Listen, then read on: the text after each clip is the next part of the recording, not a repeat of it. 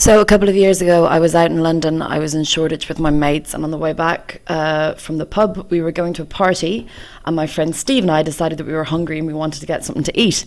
So we went to a chicken cottage, which, for those of you who don't know, is a takeaway that sells fried chicken. So Steve and I are standing in the queue. We were waiting for quite a long time as it was rather busy, but generally there's a really nice atmosphere. Everyone is kind of chatting amongst themselves. No one is really drunk. Everyone is queuing politely, and it's all pleasant enough.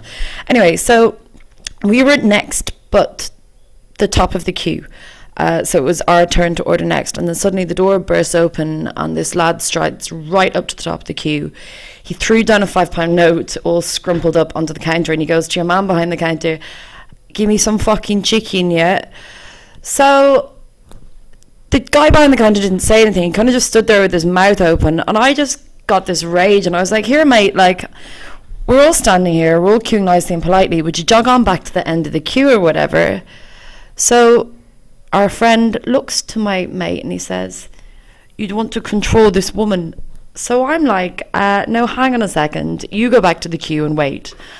And he's just there looking at me, and he goes in this really menacing way, well, what he thought was menacing, "Do you know who I am?" So I'm looking at him and I'm like, well, no, I haven't got a clue. Like, and he goes, "You may have heard of me. My name is Crime. You probably read about me in the papers." So at this point, I'm just standing there with laughter gurgling in my throat, basically about to burst into laughter, and Steve starts laughing. Suddenly everyone is laughing. The guy behind the counter is doubled up and he's like, "I'm not serving you," or whatever. So everyone is having the great laugh. There's about 24 people in the shop, and the word is going around what's just happened, and your man is incensed. Mr. Crime, he picks up his phone, he puts it to his ear, he then moves it back from his ear, and he pretends to dial. Like, I could see that I'm standing there, I can see he's not actually dialing the number, he's pretending. So he's obviously preparing to have a fake conversation. He goes, "Yeah, I'm down the chicken cottage and I'm having some trouble with some silly bitch." Nods his head. "10 of you, yeah? And bring a knife."